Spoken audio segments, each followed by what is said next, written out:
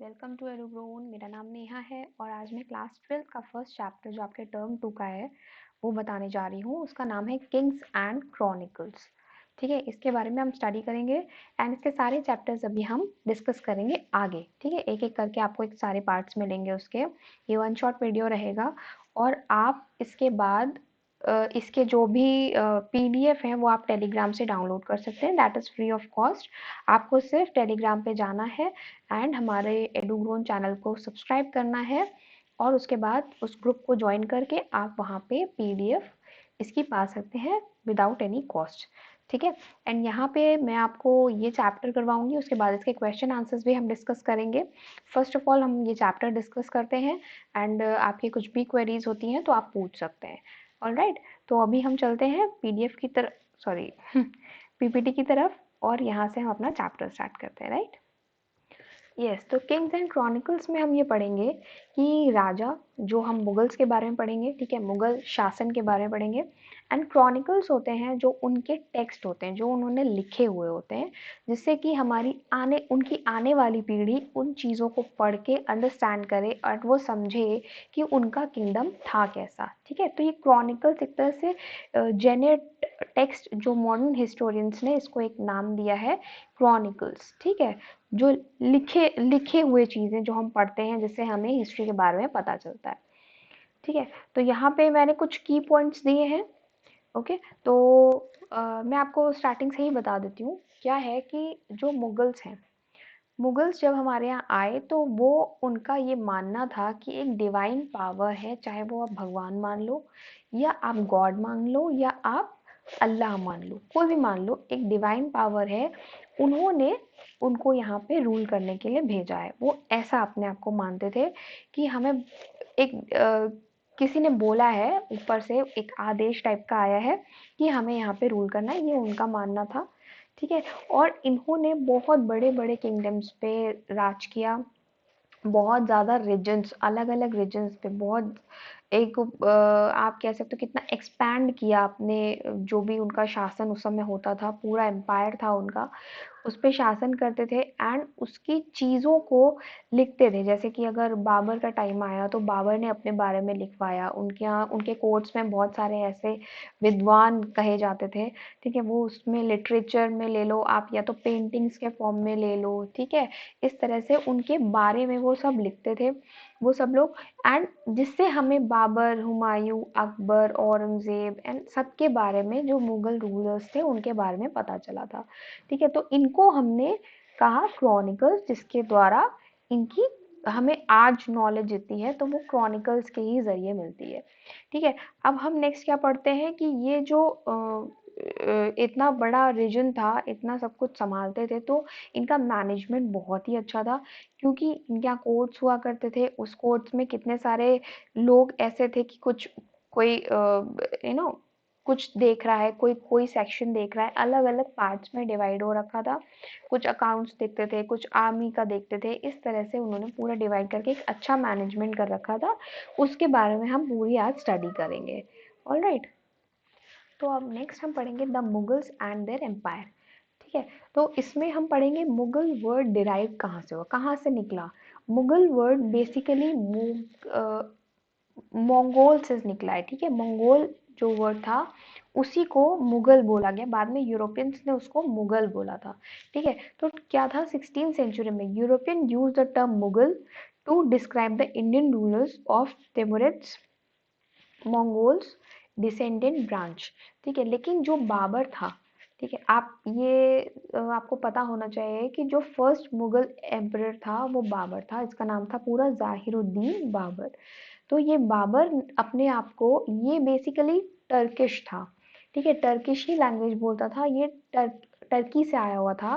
And ये वहाँ पे जो सेंट्रल एशियन इसका होमलैंड था, वहीं पे ये रहता था एंड वहाँ से ये आया था इंडिया में। ठीक है, तो इसकी स्टोरी पीछे की यही है कि ये जब वहाँ पे एक्चुअली ये अपने आप को, जो बाबर था ये अपने आप को तिमुरिद्स कहता था, तिमुरिद्स को ही ये मुगल बाद में बोला गया, ठीक है। लेकिन ये चूंकि यहाँ पे रहता नहीं था, मुगल्स तो हमारे यूरोपियन ने इसको नाम दे दिया था कि जो मुगल एम्परर हैं उनको हम तिमुरिद्स ना कह के मुगल कहेंगे, एंड मंगोल मुगल से आया था, ठीक है। ये सब चीजें आप थोड़ा सा याद रखना, थोड़ा सा कंफ्यूजिंग है बट यू शुड, आप बुक एक दो बार पढ़ोगे तो आपको याद हो जाएगा, ठीक है। एंड ये जो बाबर था ये सेंट्रल एशियन कंट्री थी, वहां पे रहता था। वहां से जब ये फरगाना एक जगह इसमें दी गई है, उसका होमलैंड था फरगाना। वहां से जब उज्बेकिस्तान के लोगों ने, उज्बेक्स ने, यानी कि उज्बेकिस्तान से मतलब है यहाँ पे, उन लोगों ने लड़ाई झगड़ा करके इसको वहां से बाहर निकाल दिया। फिर ये बहुत, इसके अंदर कैपेबिलिटी तो थी ही लड़ाई करने की, ओके। तो इसने रूलिंग पावर एक तरह से थी, लीडरशिप क्वालिटीज थी। तो ये वहां से निकल करके आ जाता है काबुल में, ठीक। वहां पे लड़ाई वड़ाई होती है, इतना शायद आपकी बुक में डिटेल में नहीं दिया गया है, बट ये अफगानिस्तान जाता है, वहां पे वॉर्स होती हैं। उसके बाद ये काबुल पे अपना अधिकार कर लेता है। देन अफगानिस्तान और इंडिया, जो कि पाकिस्तान बीच में, वो इंडिया का ही पार्ट था, तो आप उसको एक तरह से कनेक्टेड मान सकते हो अफगानिस्तान और इंडिया को। तो वो अफगानिस्तान से फिर वो इंडिया की तरफ आता है, ये इंडियन सब कॉन्टिनेंट की तरफ। क्योंकि वो ये भी आपसे पूछ सकते हैं क्वेश्चन कि एक तो ये मुगल वाला, कि मुगल कहाँ से वर्ड डिराइव हुआ, ये मंगोल से हुआ, ये आपको पता होना चाहिए।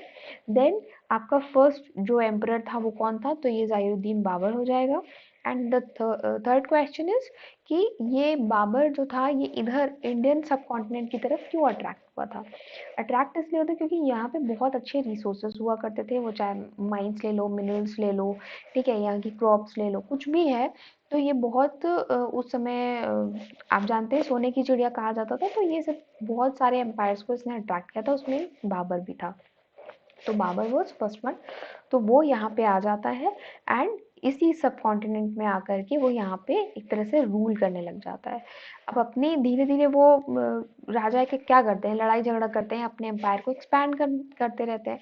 तो इसी तरह से उसने अपने एम्पायर को पूरा वॉर्स कर करके एक्सपैंड करने लग गया। उसके बाद उसका सक्सेसर क्या, मतलब बाबर का बेटा कौन आया, नसीरुद्दीन हुमायूं आया, जिसका 530 से लेके 40 तक का एक पीरियड है। देन 55 टू 56 पीरियड है, क्योंकि इसने बीच में ना लड़ाई हो गई, वॉर हो गई। उस वॉर में पहले में तो ये हार गया, देन उसके बाद ये जीत जाता है, ठीक है। तो आपको यही पता होना चाहिए कि ये कौन से टाइम पे हुमायूं आया था। Expanded the frontiers of the empire but lost it to the Afghan leader Sher Shah Suri. शेर शाह सूरी से फर्स्ट टाइम इसकी लड़ाई होती है पानीपत की, देन उसके बाद सेकंड होती है। तो फर्स्ट में तो ये हार जाता है, सेकंड में ये जीत जाता है, एंड उसके बाद शेरशाह सूरी को ये वहां से खदेड़ देता है, एंड अपना पूरा का पूरा इसका वहां पे राज हो जाता है। उसके बाद 1955 हुमायूं डिफीटेड द सूरी। तो उस समय जो शेरशाह सूरी था उसको ये 55 में, मतलब सेकेंड वॉर में एकदम हरा देता है। उसके बाद की रूलिंग आप ये देख रहे हो कि 30 से 40 तक तो रहता है, फिर बीच में गैप रह जाता है ना, 55 टू 56। तो ये 55 और 56 में फिर आता है जब ये सुरीज को हरा देता है, ओके। तो ये आपकी हुमायूं की स्टोरी हो जाएगी। उसके बाद हुमायूं के बाद कौन आता है, जलालुद्दीन अकबर। अकबर एक बहुत इम्पोर्टेंट राजा है जिसके बारे में आप सब लोग थोड़ा थोड़ा जानते होंगे। जोधा अकबर जिसने जिसने देखी होगी वो सब जानते ही होंगे, ठीक है। तो ये बहुत एक तरह से बहुत अच्छा लीडर कहा गया था अकबर को। वो one of the greatest emperor, Mughal emperor बोलते हैं इसको। तो ये इनकी टाइमलाइन रहेगी 1556 से 1605 तक का। तो he consolidated his empire and made it the largest strongest richest kingdom of his time. अब जब अकबर आता है इसके बाद, तो अकबर ने भी बहुत सारी वॉर्स लड़ी हुई है, ठीक है। इसने ये एक्चुअली इसका सबसे अच्छी चीज़ ये थी कि सभी धर्मों का सम्मान करता था, सबको रिस्पेक्ट करता था।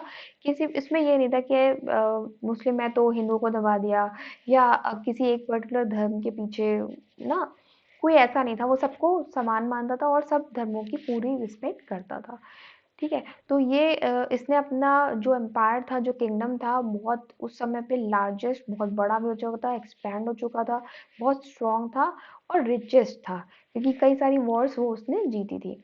Akbar succeeded in extending the frontiers of the empire to the Hindu Kush mountains and checked the expansionist designs of the Uzbeks of Turan, ठीक है, and Safavids of Iran. Safavids Iran लोगों को बोला जाता है, ठीक है। अकबर ने कहा, आप स्टार्टिंग से पढ़ लो, अकबर ने कहाँ से स्टार्ट किया था, उसने जब रूलिंग शुरू करी तो उसने जो वॉर्स हुए उसमें हिंदू कुश, जो आप जानते हो ना माउंटेन, ये भी अफगानिस्तान में, तो ये उसको जीत लेता है, वहां पे उसका कब्जा हो जाता है। उसके बाद अपने और ज्यादा और आगे भी, जैसे उज्बेकिस्तान से उसके मतलब बाबर को भगाया गया था, तो इसी तरह ये उससे बदला लेता है, वहां पे भी जीतता है, ठीक है। अकबर हैड 3 सक्सेसर्स, अकबर के ये 3 सक्सेसर्स थे, जहांगीर, शाहजहां एंड औरंगजेब। ओके, जहांगीर का टाइम रहेगा 1605 to 27, देन 1628 to 58 शाहजहां का, एंड आफ्टर दैट औरंगजेब का 1658 to 1707। The three rulers maintained and consolidated the various instruments of governance. Okay, तो ये जो 3 रूलर्स थे, इन्होंने अपना एक तरह से पूरा इंस्टीट्यूशनल बना रखा था, कि सारी चीज़ें, जैसे कि एडमिनिस्ट्रेशन उनका काफ़ी स्ट्रॉन्ग था, ठीक है। टैक्सेशन वहाँ पे चलता था, टैक्स अलग देखता था, कोई अकाउंट्स देखता था, ठीक है। कोई लैंड रिफॉर्म्स बहुत सारे उस समय पे आ गए थे, वो होते थे। एंड उसके अलावा आपके जो ना ज़मींदारी सिस्टम होता था, ये बहुत सारे सिस्टम्स थे, ये सारी चीज़ें ना बहुत अच्छे से मैनेज होती थी। एडमिनिस्ट्रेशन, एडमिनिस्ट्रेटिव पावर इन लोगों की देखी जाए तो बहुत अच्छी थी, एंड इस तरह से इन्होंने पूरा रूलिंग अपनी मेंटेन कर रखी थी। उसके बाद आफ्टर आफ्टर 1707, औरंगजेब की डेथ के बाद क्या होता है कि ये डायनेस्टी ना धीरे धीरे खत्म होने लग जाती है। आपने ऊपर पढ़ा, पहले बाबर आया, देन हुमायूं आए, अकबर आए, अकबर ने भी बहुत स्ट्रॉन्ग करा, अपना पूरा एक्सपैंड करा, टेरिटरीज बढ़ाई, सब किया, ठीक है। इवन उन्होंने उज्बेक्स को भी इंडिया आने को नहीं आने दिया, एंड साफाविड्स जो थे ईरान के, उनको भी नहीं आने दिया। तो इस तरह से बहुत ज़्यादा अच्छे से कंट्रोल करके रखा उन्होंने अपने रीजन को। बट जब औरंगजेब की डेथ हो जाती है, उसके बाद उनकी पूरी डायनेस्टी जो होती है बेकार हो जाती है, क्योंकि वहाँ पे अब तो अंग्रेज आ चुके थे। अंग्रेजों ने उनके वहाँ पे जो था लोकल जो रूलर्स थे वो रूल करने लग जाते हैं, एंड धीरे धीरे जो अंग्रेज थे वो इनको भी बाहर कर देते हैं, उनको भी ओवरथ्रोन कर देते हैं। बाकी जो मतलब मुगल्स तो कर ही देते हैं, जो लोकल वाले रीजन के भी एम्पायर्स होते हैं ना, उनको भी हटा देते हैं। तो लास्ट हमारा जो इसी डायनेस्टी का आप देखोगे तो लास्ट रूलर थे बहादुर शाह जफर टू। उनके बाद फिर बिल्कुल ही मुगल्स का सफाया हो चुका होता है, एंड उनकी जगह गद्दी पे कौन आ जाता है, ब्रिटिशर्स आ जाते हैं, ठीक है।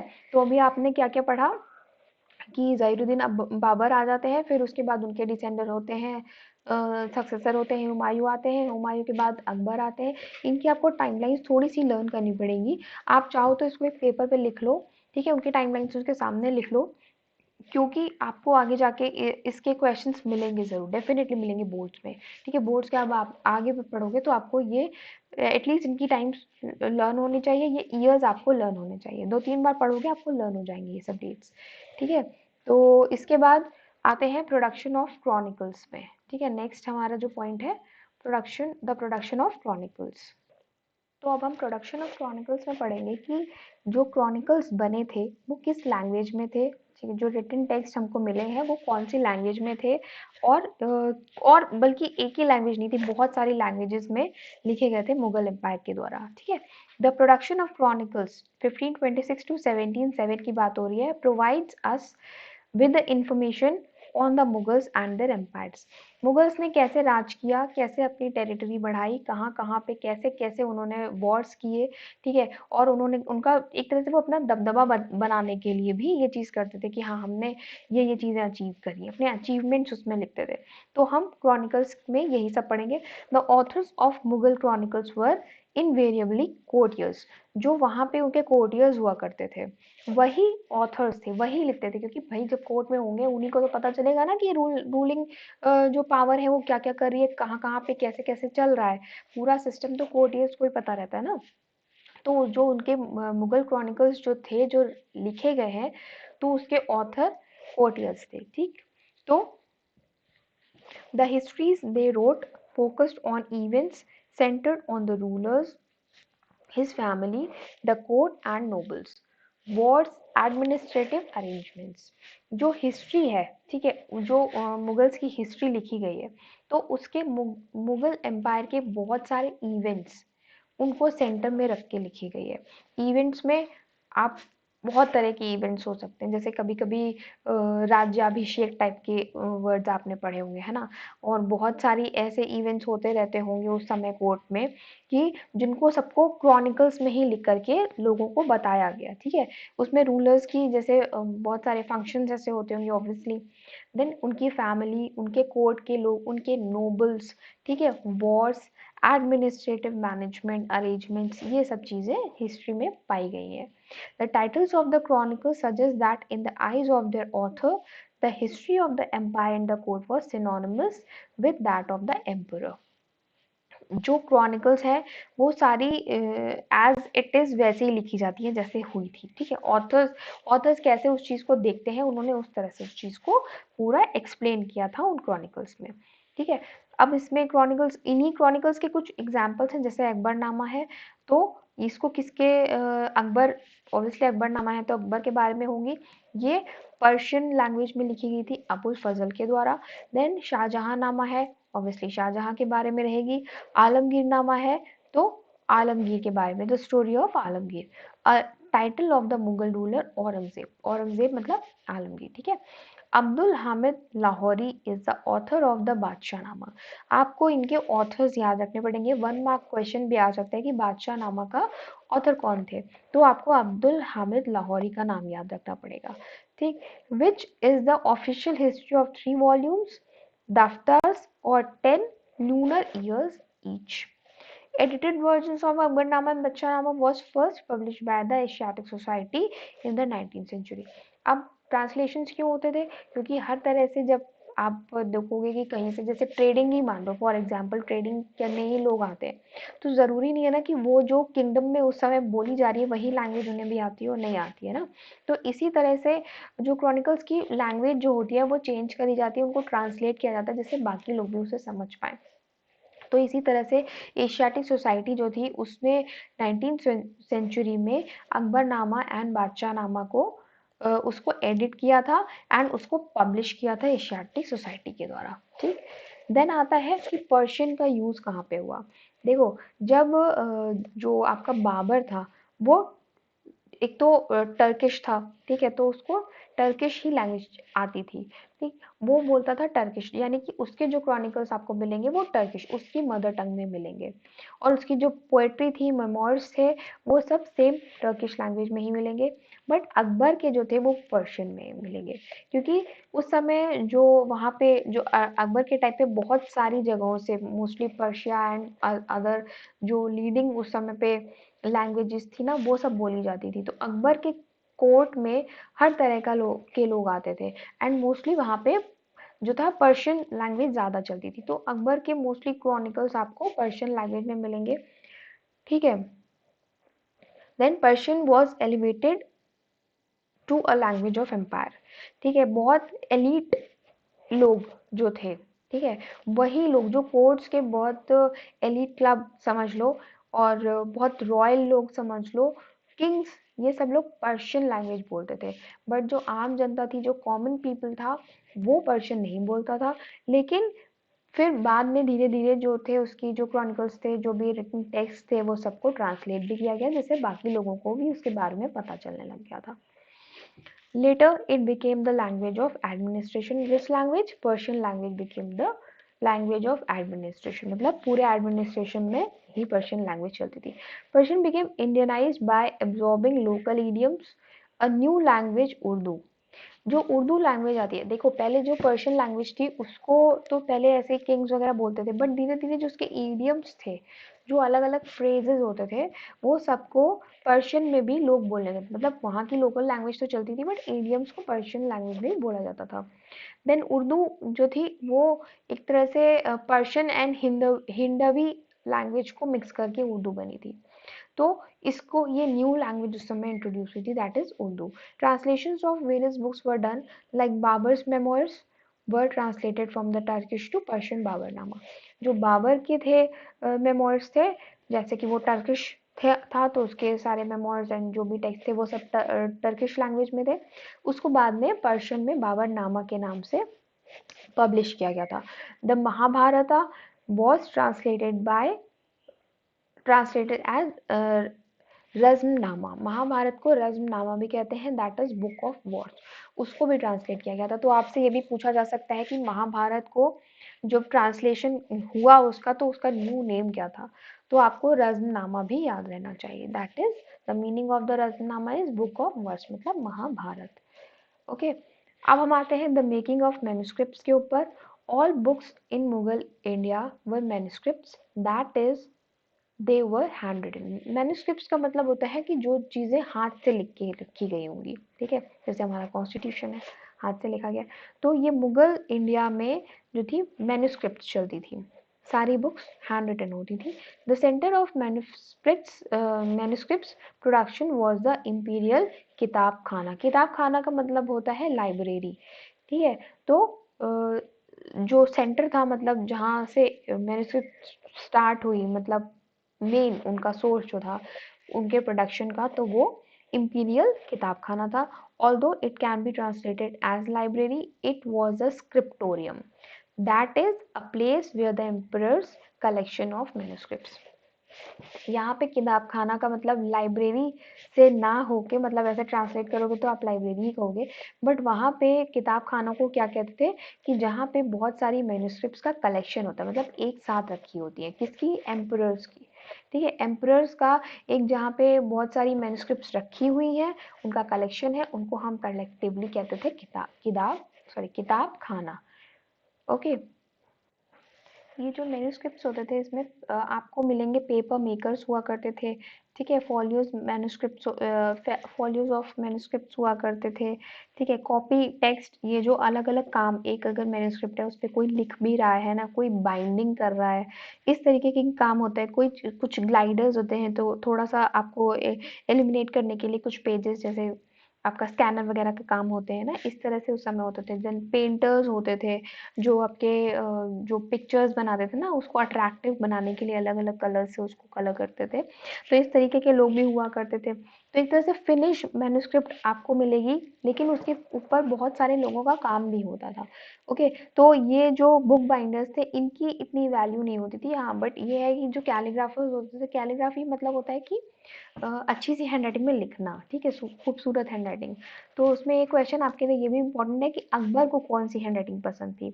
तो उसका नाम होगा Nastaliq. Nastaliq was a handwriting, जो कैलीग्राफी आप बोल सकते हो उसको, वो उनको पसंद थी, जो कि 10 mm कलम से लिखी जाती थी, ठीक है। स्याही ऐसा होती है ना, स्याही मतलब इंक, जिसमें डिप करके लिखी जाती है, और बहुत वो टिल्टेड थोड़ी सी होती है। ओके, एंड बहुत फ्लो फ्लो में, बिल्कुल बिल्कुल उसमें कोई ऐसा रुकना नहीं होता, मतलब लगातार चलने वाली, कंटिन्यूअसली जो लिखी जाती है, ठीक है।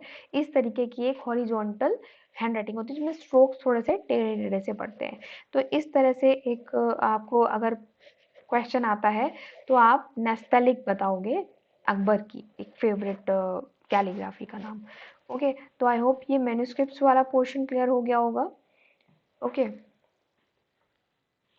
तो मेकिंग ऑफ मैन्युस्क्रिप्ट्स की बात हो गई है, अब हम पेंटेड इमेज की बात करते हैं। किसी इमेज को पेंट क्यों किया जाता है? पेंट करने से आप उसको अच्छे से विजुअलाइज कर सकते हो, राइट। अगर आप किसी भी बुक को पढ़ते हो, तो अगर आप उसके, जैसे मान लो आप स्टोरी बुक पढ़ रहे हो, स्टोरी अगर आपको ऐसे सीधी सीधी लिख के दे दे कोई, तो आप उतना इंटरेस्ट से नहीं पढ़ोगे। अगर आपको उसमें कुछ इमेजेस बना के दे दें, अच्छी सी फोटोज बना के दे दें, तो आप उसको थोड़ा ज़्यादा अंडरस्टैंड भी बनती है, और आपको पढ़ने में इंटरेस्ट भी आता है, एंड वो थोड़ी ज़्यादा इफेक्टिव होती है, ठीक है। तो यही चीज़ थी पेंट इमेज के साथ। Painting serve not only to enhance the beauty of a book, but were believe to possess special powers to communicating ideas about the kingdom and the power of kings in way that the written medium could not। खाली जैसे मैंने बताया, अगर आपको कोई लिखा हुआ खाली दे देगा तो आपको इंटरेस्ट नहीं आएगा, ठीक है। तो पेंटिंग्स सिर्फ वो बुक को ब्यूटीफुल करने वाला, अट्रैक्टिव ही नहीं बनाती थी, बल्कि पावर ऑफ कम्युनिकेशन उसमें से जनरेट होती थी, जिससे कि चीज़ों को थोड़ा ज़्यादा क्लैरिटी मिलती थी समझने में। The historian Abul Fazl describe painting as a magical art. Magical art जो था, पेंटिंग को अबुल फजल, जो कि बहुत फेमस उस समय के हिस्टोरियन थे, उन्होंने ये बात बोली थी कि द आर्ट, एक इमेज अगर पेंटेड है, मतलब एक स्टोरी अगर कुछ लिखी हुई है या मैन्युस्क्रिप्ट है, अगर वो पेंटेड है, तो that would be magical art. It had the power to make inanimate objects look as if they possess life. मतलब जैसे कि किसी के अंदर एक जीवन आ गया हो, है ना, बहुत जीवंत कहा जाता है ना, जीवंत हो गई एकदम से. तो वो मुझे वाह, जीवंत मुझे याद है वर्ड. तो ऐसा कुछ हो जाता है, बहुत अच्छा सा समझ में आने लग जाता है. ठीक है, आप बहुत विजुअलाइज कर सकते हो उस चीज को. तो ये चीज बोली गई. तो the production of paintings portraying the emperor, his court and the people who were part of it. Mainly जो पेंटिंग्स होती थी मैन्युस्क्रिप्ट्स में, वो किसकी होती थी? किंग की होती थी. किंग की फैमिली होती थी उसमें, कोर्ट्स होते थे, और जो उनके ना उस वहाँ पे जो काम करते थे एडमिनिस्ट्रेशन होते, ऑलमोस्ट वो पूरे किंगडम के बारे में ही पेंटिंग होती थी. तो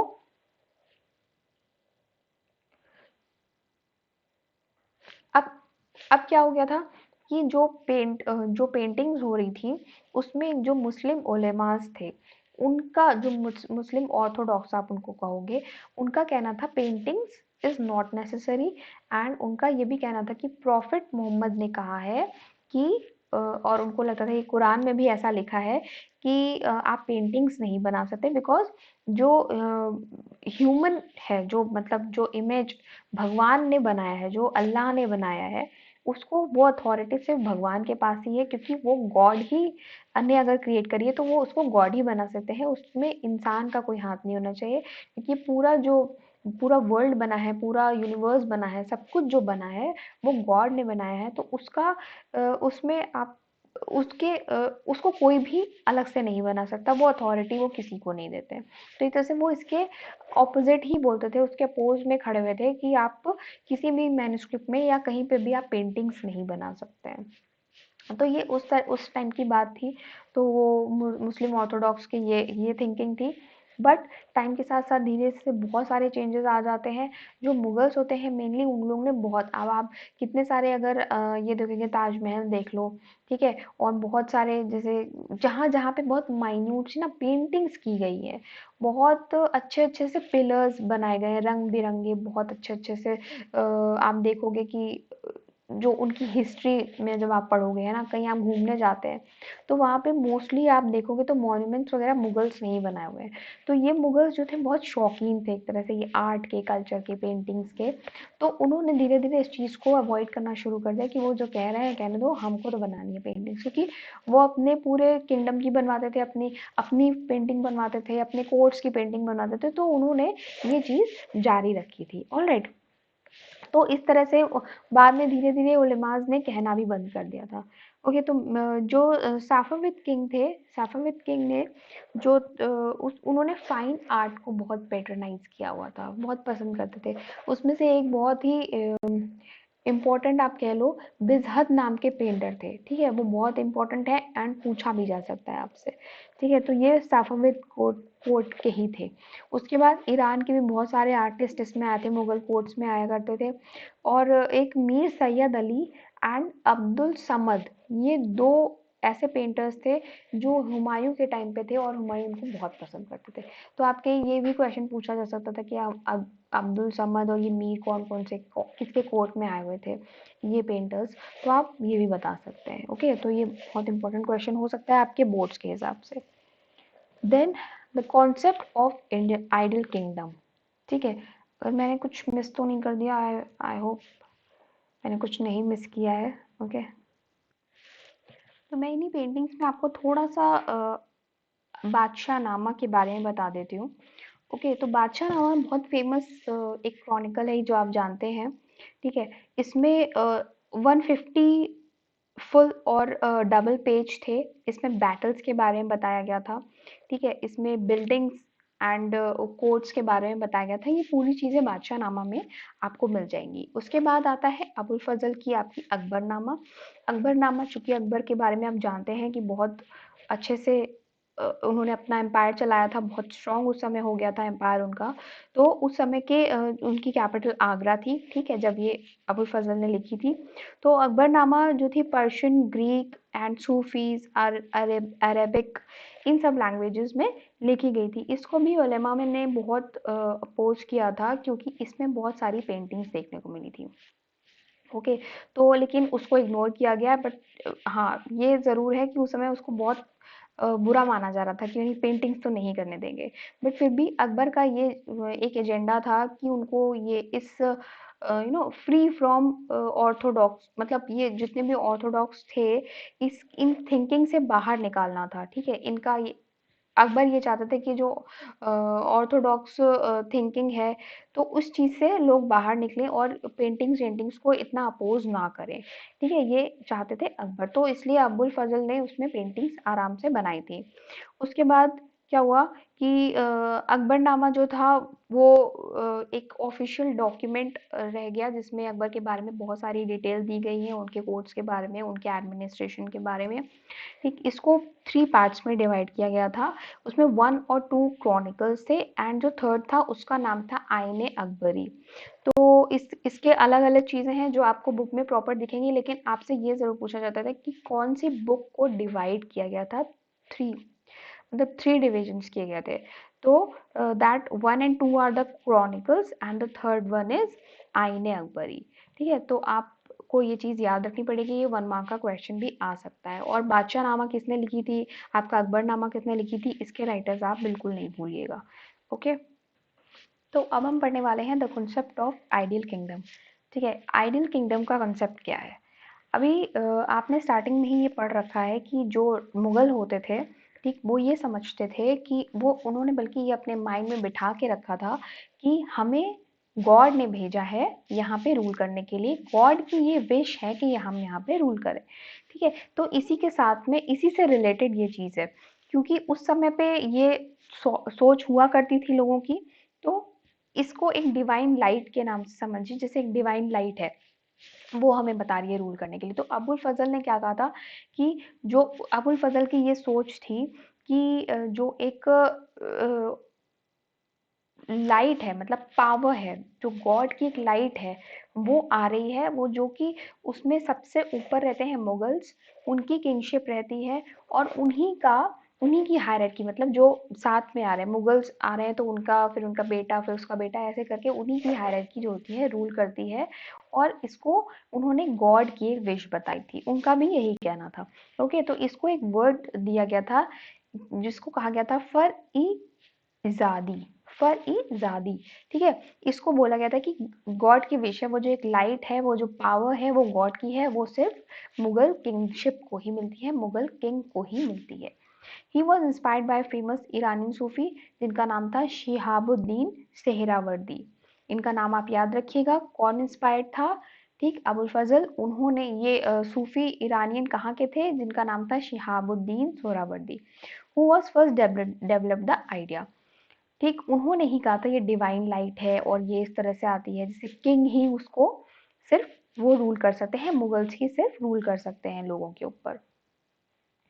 और इसको एक स्पिरिचुअल गाइडेंस के नाम पे बोला गया था कि जब गॉड खुद ही कह रहा है तो वो तो एक स्पिरिचुअल गाइडेंस ही हुई ना, कि जब भगवान खुद ही कह रहा है कि हाँ हम तुम्हें भेज रहे हैं, तुम रूल करो, तो ये तो उनका माइंडसेट हो गया था कि हम ही को रूल करना है। तो इस तरह से जब उन्होंने अपनी पेंटिंग्स बनाई, जब मुगल्स जो थे अपने पेंटिंग्स बनवाते थे, जब पोर्ट्स की और ये सब कुछ, तो जैसा कि आपने कभी देखा होगा ना, बुद्धा के पीछे से हेलो वो बना रहता है, सर्कल सा, जैसे एक लाइट सी निकलती हुई दिखाई देती है।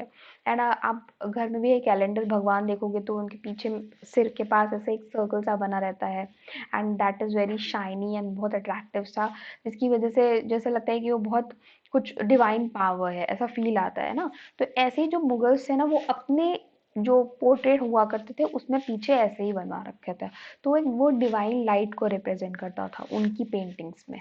ठीक है, तो I hope you are now getting my point कि मैं क्या कहना चाहती हूँ। ठीक है, उसके बाद आता है एब्सोल्यूट पीस। एब्सोल्यूट पीस का मतलब होता है कि कंप्लीट एक शांति का वातावरण होना। ठीक है, इसको हिंदी सॉरी उर्दू में कहते हैं सुल इकुल, सुल इकुल, इसको not not Urdu, I think it's Persian और समथिंग। ओके, तो Mughal chronicles represent the empire as comprising many different ethnic and religious communities. Mughals जब थे, स्पेशली अकबर के टाइम पे, बहुत सारे अलग अलग रिलीजन के लोग साथ में रहते थे। वो चाहे अरबिक हो, चाहे सूफी हो, हिंदू हो, मुस्लिम हो, कोई भी हो, वो सब साथ में रहते थे। तो उनका ये कहना था कि आप साथ में रहो, ठीक, लेकिन हम सारे धर्मों को मानेंगे, हम सारी चीज़ों को उतना, आपको पूरा फ्रीडम देंगे, अपने फ्रीडम ऑफ एक्सप्रेशन देंगे। आप अपनी कंडीशंस पे रहो, कोई किसी के ऊपर नहीं थोपा जाएगा, ना ही किसी कोई बिग अथॉरिटी उनके ऊपर आएगी किसी चीज़ को कंट्रोल करने के लिए। वो आराम से फ्री होके रह सकते हैं, अपने धर्म को मान सकते हैं, अपने लोगों के साथ रह सकते हैं। लेकिन उनकी एक कंडीशन ये थी कि आप किंग के ऊपर अपने विचार नहीं थोपेंगे, या आप ये कह लो कि हम, जैसे ये वाली फीलिंग ये थी कि हम अपना धर्म मानते हैं, हमारा धर्म सुपर है, और तुम जो है अब तुम निकलो, किंग की कोई जरूरत नहीं है। तो ये था एक, जैसे आप, अगर आपको क्वेश्चन ये पूछा जाए कि सुल इक्वल क्या है, तो आपको ये पता होना चाहिए, इन सुल equal all religions and school of thought had freedom of expressions, but on condition that they do not undermine the authority of the state or fight among themselves। मतलब आपस में लड़ेंगे नहीं, और जो एक अथॉरिटी है दैट इज किंग, उसके मामलों में इंटरफेयर नहीं करेंगे, ना ही उसको निकाल बाहर करेंगे। ठीक है, ये उनका कहना था, इसका मतलब था एब्सोल्यूट पीस। ओके, तो आई होप ये पॉइंट आपको दोनों समझ आ गए होंगे ना, divine light and absolute peace. Absolute peace के अंदर मैं आपको एक चीज़ बताना भूल गई हूँ कि अकबर, चूंकि आप जानते हो कि बहुत एक वैसा शासक था जिस जो सारे धर्मों को मानता था एंड सबको रिस्पेक्ट करता था। तो उसने 1563 में आपका जो पिलग्रिमेज टैक्स था, ठीक है, जो ज़्यादातर यात्रा करने पे ना, जो क्या कह सकते हो आप, जो आप तो पिलग्रिमेज टैक्स, जैसे वो तीर्थ यात्रियों पे जो टैक्स लगता है, वो अकबर ने हटा दिया था, ये 1563 में। देन 1564 में उन्होंने ये जजिया कर, जो कि नॉन मुस्लिम्स पे लगता रहता था, आप ये कह सकते हो कि जो नॉन मुस्लिम्स थे उनको अपने धर्म को फॉलो करने के लिए एक टैक्स देना पड़ता था, जो कि जजिया कर कहा जाता था, उसको भी अबॉलिश कर दिया गया था, खत्म कर दिया गया था। तो मैं ये 2 पॉइंट्स भूल गई थी, आप याद रखिएगा, 63 एंड 1563 एंड 1564, शायद आपकी बुक में यही लिखा होगा, जस्ट कंफर्म इट वंस। तो जजिया कर कब हटाया गया, एंड पिलग्रिमेज टैक्स, तीर्थों के ऊपर जो कर लगता था, तीर्थ यात्रियों के ऊपर जो कर लगता था, दैट इज वॉज अबॉलिश। ठीक है, अब नेक्स्ट पढ़ते हैं सोवेरेनिटी के बारे में। सोवेरेनिटी का मतलब होता है संप्रभुता। संप्रभुता का मतलब है कि फॉर एग्जाम्पल जब अंग्रेज हमारे देश में आए तो हमारी सोवेरेनिटी चली गई थी, क्योंकि हमारे जितने भी इम्पोर्टेंट डिसीजंस होते थे वो सारे कौन, ब्रिटिशर्स लेते थे। तो इसी को कहते हैं सोवेरेनिटी। तो यहाँ पे भी, इसको भी अबुल फजल ने ही यहाँ पे डिफाइन किया है कि जो sovereignty as a social contract, the emperor protects the four essences of his subjects. तो इसी तरह जब मुगल्स का टाइम था तो अबुल फजल ने यही डिफाइन किया सोवेरेनिटी को एज अ सोशल कॉन्ट्रैक्ट। तो उनका कहना ये था कि तो जो एम्परर्स हैं वो फोर एसेंस जो है, जो फोर सब्जेक्ट्स हैं, उसको लेके आपको प्रोटेक्ट करेंगे, अपनी प्रजा को प्रोटेक्ट करेंगे। That is life, that is, उसको आप हिंदी में कहोगे जान, देन प्रॉपर्टी दैट इज माल, ऑनर, नमस, फेथ, दिन। ठीक है, ये चार जो ऐसे एसेंस थे ऑफ ए सब्जेक्ट, जो कि वो उससे प्रोटेक्ट करेगा आपको emperor, and in return demands obedience and a share of resources. उसके बदले में आपको ओबीडियंस, मतलब तमीज से रहना पड़ेगा। ठीक है, और अपने रिसोर्सेज को शेयर करना होगा। तो ये अबुल फजल ने सोवेरेनिटी को इस तरह से डिफाइन किया था। एंड आपको इसके जो इंग्लिश के ही टर्म्स नहीं, आपको हिंदी के भी टर्म्स याद करने पड़ेंगे। ये फोर एसेंस भी आपसे पूछे जा सकते हैं कि कौन कौन से ऐसे फोर एसेंस थे जिसको प्रोटेक्ट करता था एम्परर उस समय पे, जिसको अबुल फजल ने डिफाइन किया है, दैट इज जान, माल, नमस एंड दिन। तो ये चार आप याद रखिएगा, ये मे बी क्वेश्चन इंपॉर्टेंट है और आ सकता है। राइट, अब हम आते हैं नेक्स्ट टॉपिक पे, that is Capitals and courts. Capitals and courts में हम पढ़ेंगे कि किस तरह से मुगल एम्परर्स अपने कैपिटल्स को चेंज करते रहते थे। अभी आप देख रहे हो कि बहुत टाइम से, मतलब हमारी तो इंडिया की बनी हुई है, दिल्ली कब से एक कैपिटल है। बट पहले के ज़माने में ऐसा होता था, एम्परर्स जो थे अपने सुविधा अनुसार अपनी कोर्ट्स और कैपिटल्स को चेंज करते रहते थे। तो बेसिकली द कैपिटल्स वर जहाँ से मेन काम होता था, एक हेड क्वार्टर होता है ना कहीं का, उसी तरह हेड क्वार्टर का काम करता था कैपिटल, जहाँ से सारी चीज़ें एक तरह से वो मुगल रूल करते थे, वहीं से सारी चीज़ें चलती थी। The heart of the Mughal empire was its capital city where the court assembled, which frequently shifted during the 16th and 17th century। 16th and 17th century के बीच में ये frequently बहुत shift होती रहती थी क्या capitals. Babur took over the Lodi capital of Agra. Babur ने पहले आगरा अपनी कैपिटल शिफ्ट करी। Then during the 1560s Akbar had the fort of Agra constructed with the red sand. अगर आप आगरा गए होंगे तो आपने वहाँ पे अकबर ने एक सैंडस्टोन का रेड रेड सैंडस्टोन का एक मॉन्यूमेंट बनवाया है, तो आप वो फोर्ट भी देख सकते हो। ठीक है, वो 1560s की सेंचुरीज का बना हुआ है। ठीक है, in the 1570s he decided to build a new capital Fatehpur Sikri. अब उन्होंने एक फतेहपुर सीकरी की तरफ अपनी ये कैपिटल शिफ्ट कर दी, क्योंकि वहां से उनकी दरगाह पास पड़ती थी। कौन सी?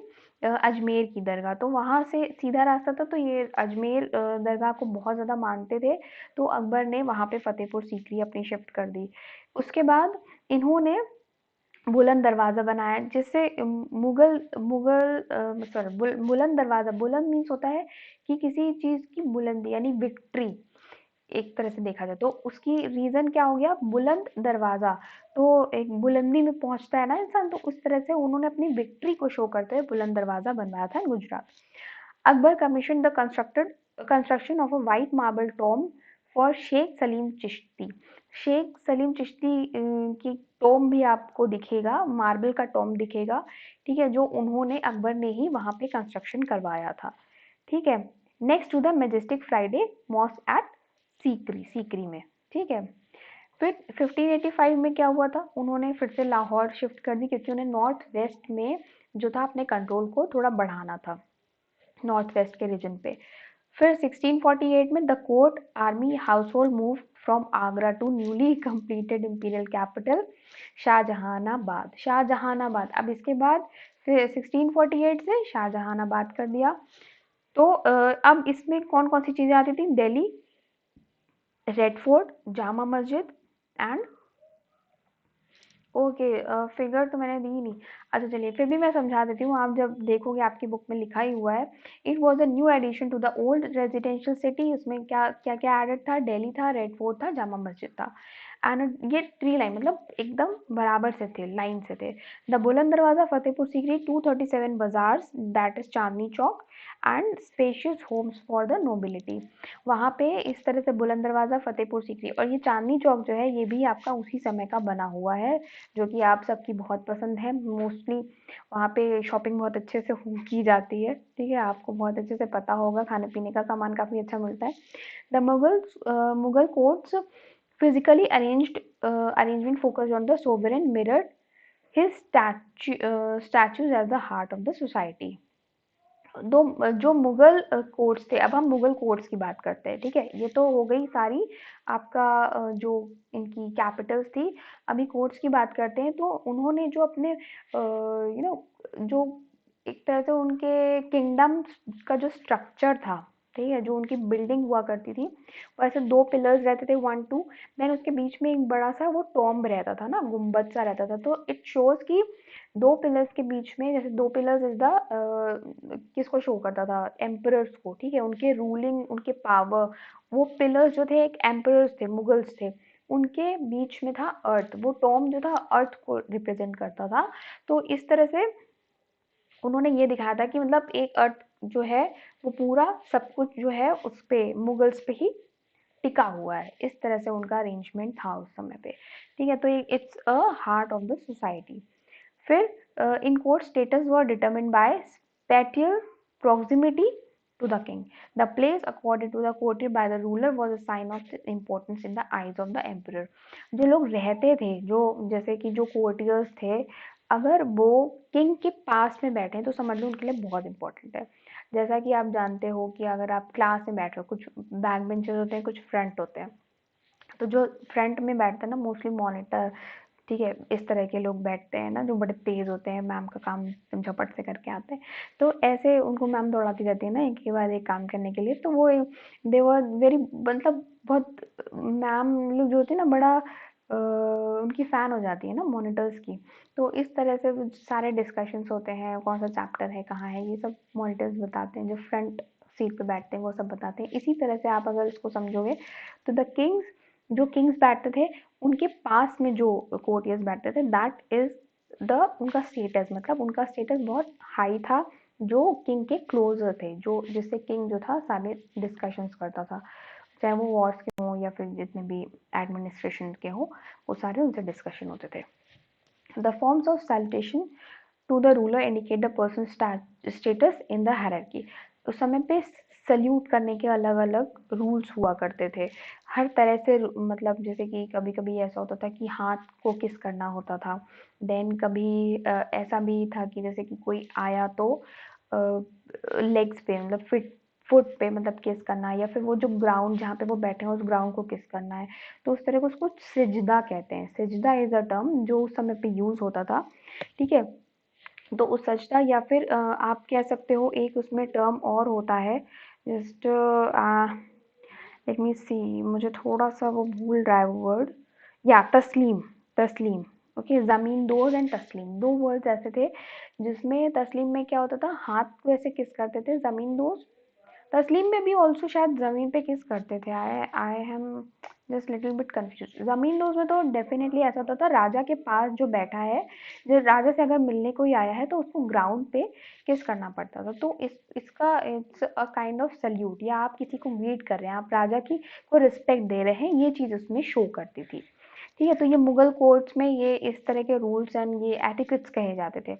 On special occasion such as anniversary of accession to the throne, जैसे Shab-e Barat and Holi, the court was full of life. इस तरह के त्यौहार, शबी बारात जो होती है मुस्लिम्स का त्यौहार है, होली है, तो आपको पता ही है कि अकबर के टाइम पे ये सारे फेस्टिवल्स बहुत अच्छे से मनाए जाते थे, बिकॉज वहाँ पे कोई रिलीजन्स का भेदभाव नहीं होता था, सब लोग अच्छे से मिल के मनाते थे, कोई भी किसी भी रिलीजन का हो वो आराम से सब आपस में मिल के ही सारे फेस्टिवल्स को एंजॉय करते थे। तो ये बहुत अच्छा टाइम था उस समय पे। ओके, तो एक था, एक जो थॉमस रो करके था, वो एक इंसिडेंट है, वो जब किंग के दरबार में आता है तो वो उसने ना कोई सल्यूट नहीं किया होता है, उसने कोई ग्रीट नहीं किया होता है, एंड जस्ट ही सेड कि ब्रिंग मी द चेयर। तो ये बहुत कोर्ट के लोग ना बहुत सरप्राइज, आई मीन शॉक्ड हो जाते हैं कि ये कैसे बात कर रहे हैं, क्योंकि उनके कल्चर में ऐसा नहीं है, आपको पहले किंग को आके सल्यूट करना है, उसको ग्रीट करना है, ये आर्टिकल्स शो करते हैं। बट दैट वो अंग्रेज जो आया था, थॉमस रो आया था, तो उसने वो जाकर के एकदम ऐसे खड़ा हो गया कि हाँ जब चेयर लेके आओ मुझे बैठना है। तो इस तरह से चीज़ें आपकी बुक में दिया हुआ है ये इंसिडेंट। तो ये था एक सल्यूटेशन का जो था तरीका होता था उस समय पे। ओके, अब बात करते हैं गिफ्ट्स की एंड टाइटल्स की। तो जो टाइटल्स होते थे वो एम्परर्स जो थे अपनी विक्ट्री को शो करने के लिए, जैसे कभी कोई वॉर जीत गए, ठीक है, तो अपने एनिमीज को हराया, तो एक वो गर्व की बात होती है, तो उसके लिए वो अपने टाइटल्स लेते थे। ठीक है, जैसे कि कोई जैसे जलालुद्दीन अकबर है, ठीक है, तो उसमें उन्होंने जो अपना पहले तो वो टाइटल लिया, एंड उसके बाद वो कॉइन्स पे भी छापाए जाते थे वही नाम, तो उनके नाम के भी कॉइन्स भी छपते थे, जिससे उनकी विक्ट्री का ना सब जगह वो फैले, जहाँ जहाँ भी कॉइन जा रहे हैं उससे उनकी विक्ट्री हर जगह पहुँचती है, उनकी जीत का वाहवाही होती है। तो इस तरह से वो टाइटल्स लेते थे। अभी तो सिर्फ मैंने एक आपको एग्जांपल दिया, बट मुगल्स में बहुत सारे टाइटल्स ऐसे चलते थे, ठीक है, जिसमें इस तरह से जो था लोग titles, and the granting of titles of main of merit was an important aspect of Mughal polity. उस समय टाइटल्स तो देना बहुत एक तो अच्छे ओहदे की बात होती थी कि हाँ भाई मुझे टाइटल मिला है, बहुत इंपॉर्टेंट माना जाता था, बहुत इंपॉर्टेंट एस्पेक्ट था वो मुगल पॉलिटी का। उसके बाद टाइटल्स जो थे वो खरीदे भी जा सकते थे, राइट, जैसे कि वो अर्न तो किए ही जा सकते थे ऑब्वियसली, बट खरीदे भी जा सकते थे। उसमें क्या होता था कि जैसे जब जो एक आसिफ आसिफ खान आप सुनोगे, तो उनको हाईएस्ट मिनिस्टर ऑफ कोर्ट मतलब माना जाता था। फिर इसी तरह मिर्ज़ा राजा थे, तो वो उसमें ये जय सिंह और जसवंत सिंह का आप नाम याद रखिएगा। ये 2 हाईएस्ट रैंक नोबल्स थे उस समय पे, ठीक है? तो इस तरह से अर्न भी थे और पेड भी थे। कई लोग अपनी बहादुरी से अर्न भी करते थे एंड कुछ लोग उसके लिए पे भी करते थे। देन थे लेजेंडरी मिनिस्टर प्रॉफिट किंग, उनको सुलेमान कहा जाता था। ये भी एक टाइटल ही हुआ करता था। देन मीर खान जो थे, मीर खान ने 1 लाख रुपए दे के अपना एक आलिफ या अलिफ समथिंग करके उन्होंने अपना टाइटल लिया था, जिससे उन्होंने अपने मीर से पहले वो ए लगा दिया था, तो वो आमिर खान, ये आमिर खान मूवी वाले नहीं है, लेकिन वो ए मिर खान करके बन गया था उनका एलिफ और ए उसका ए, ठीक है? तो आमिर खान बन चुका था।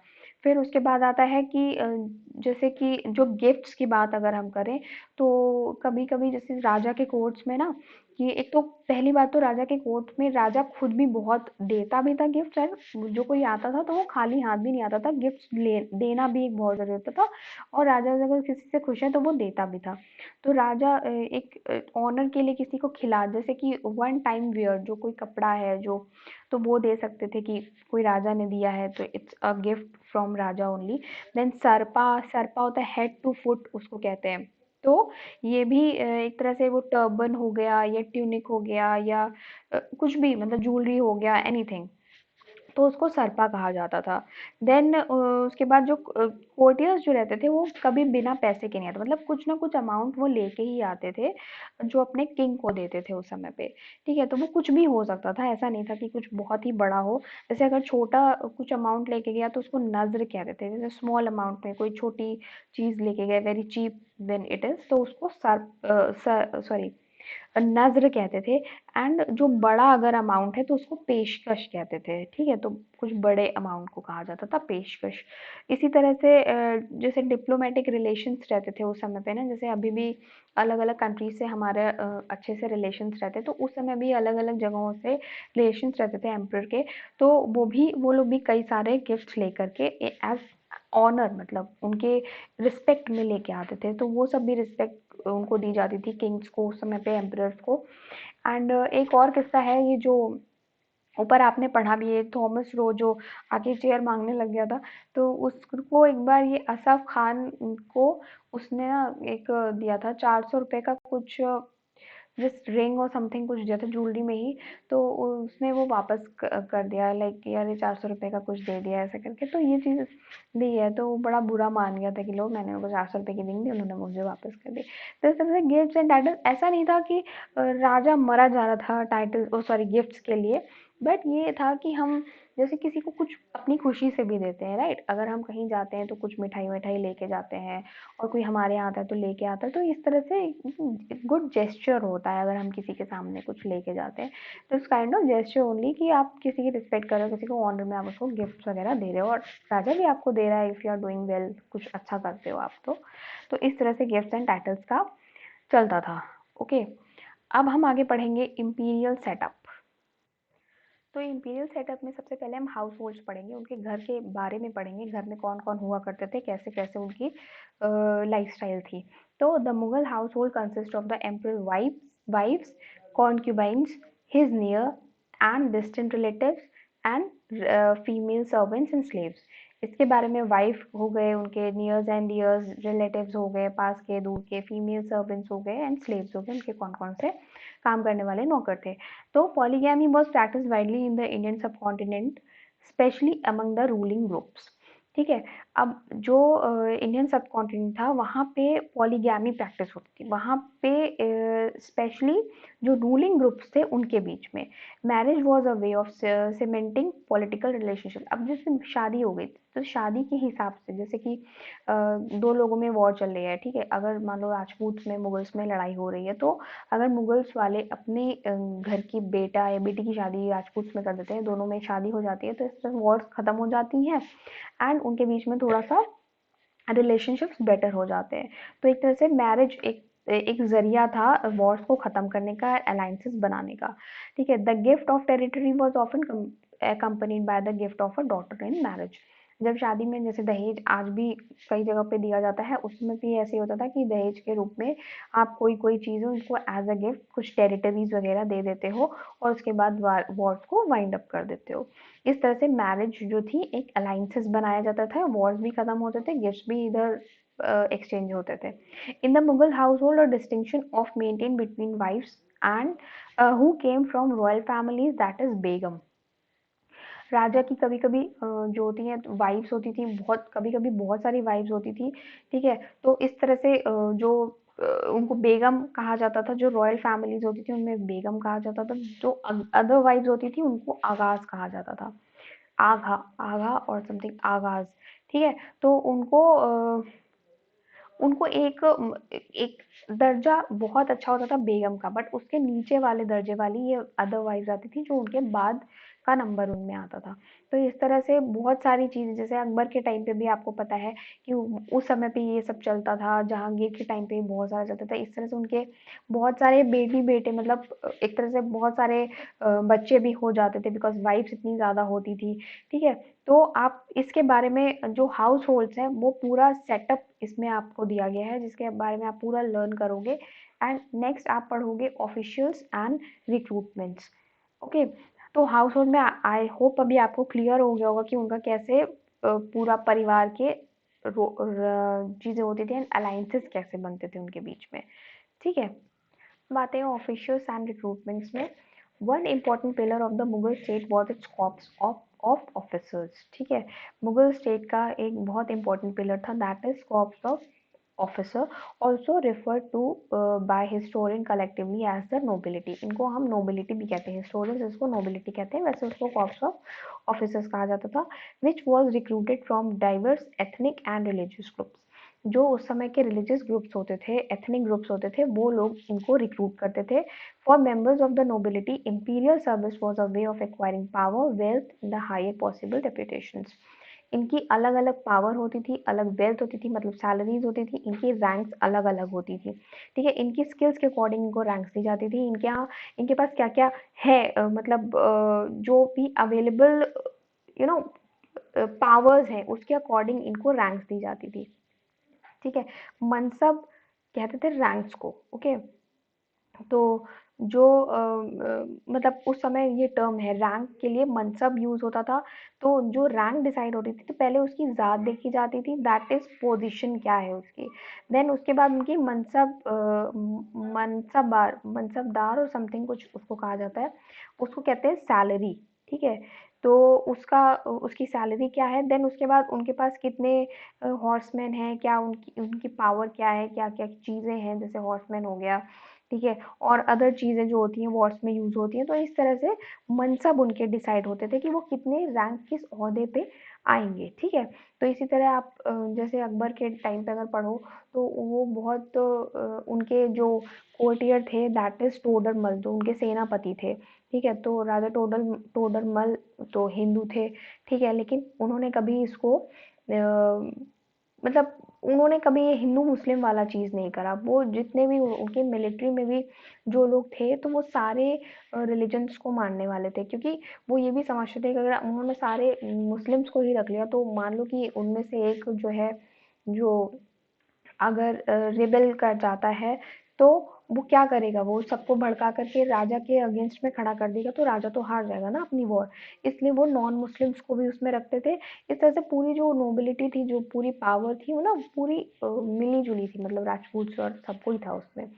Durrani and Iranian nobles were present from the earliest phase of carving out of political dominion. जो political dominion था उसमें दुरानी और ईरानी जो थे वो nobles थे, तो वो बहुत स्टार्टिंग से ही रहते थे उसके अंदर। Two ruling groups of Indian origin entered the imperial service from 1560 onwards.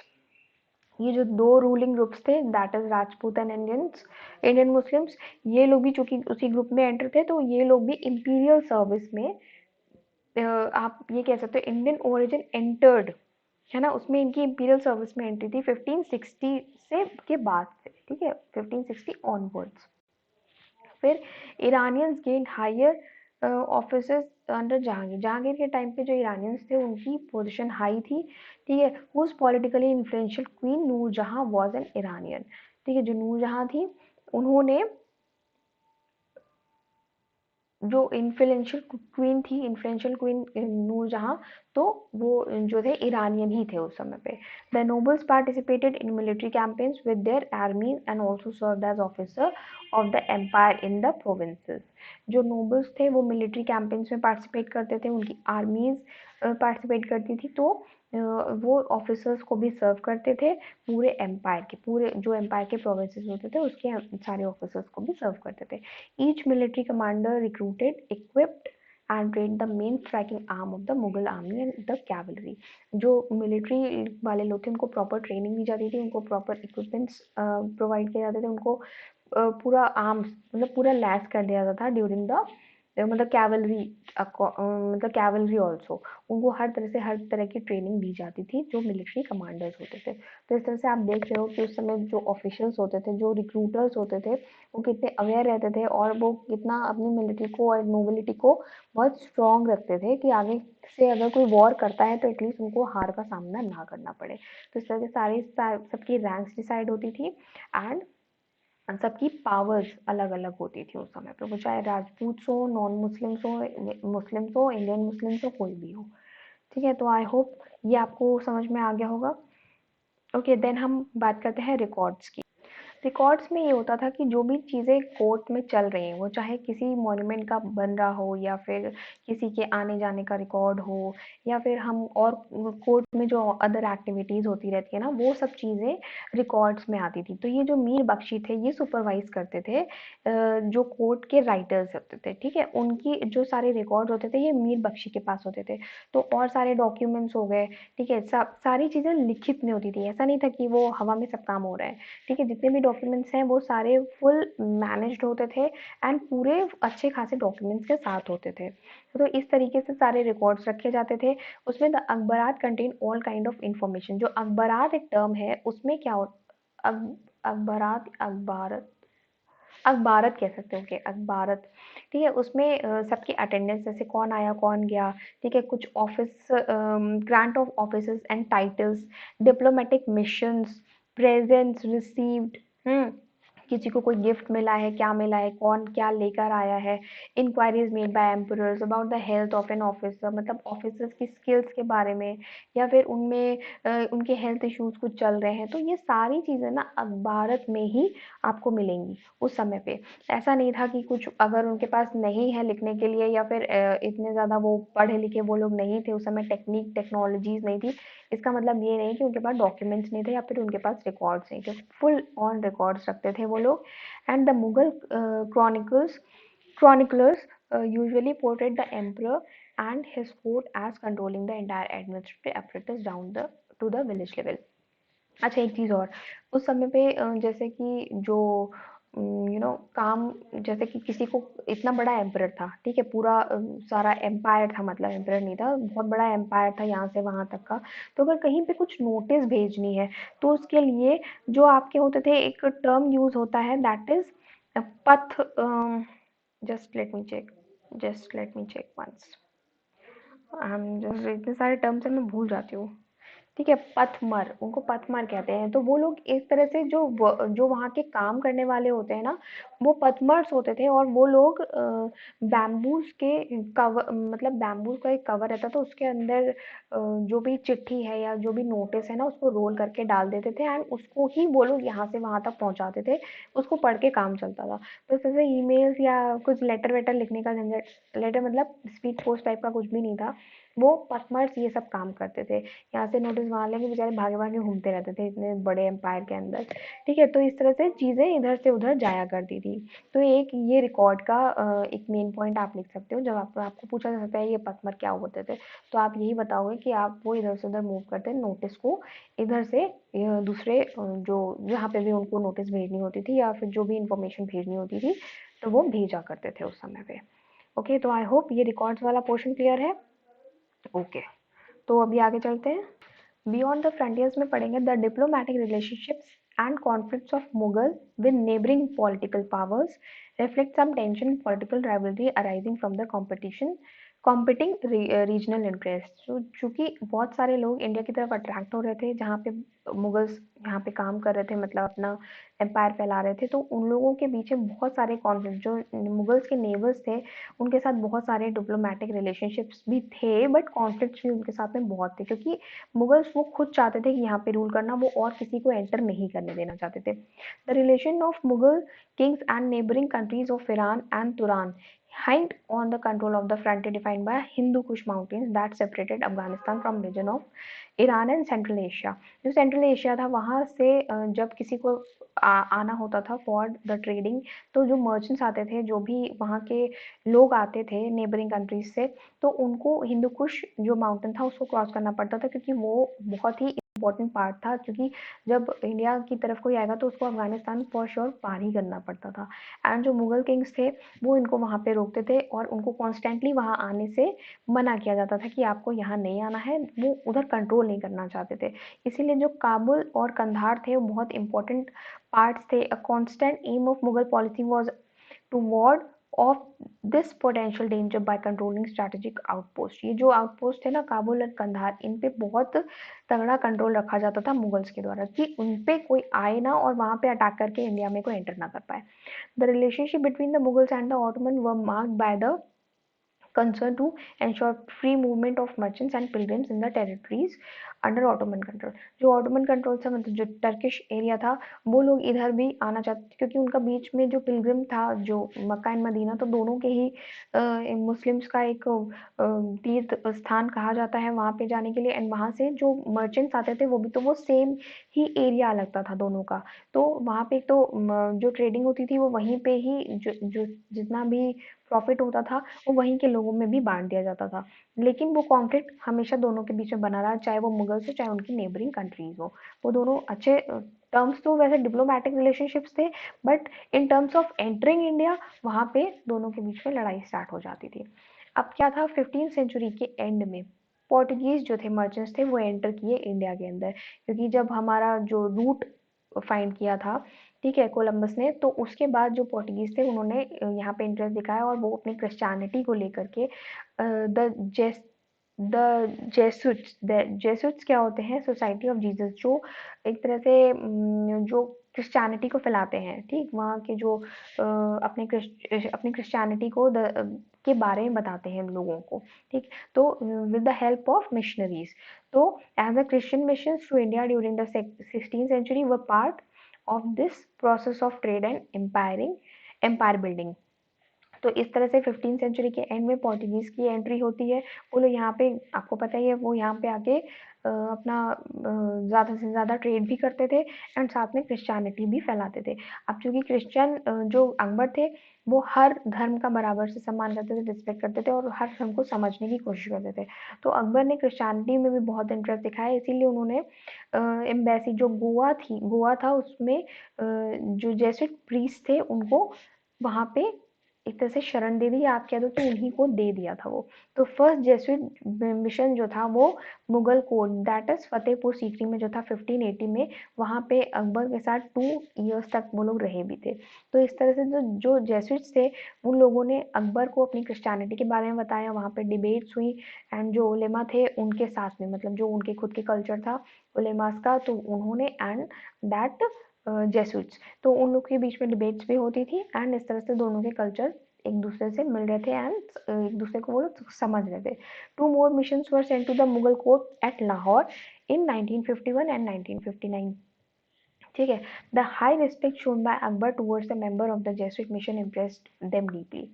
ठीक है, अकबर जो था वो एक तो सारे सबको ही बहुत ज़्यादा इम्पोर्टेंस देता था।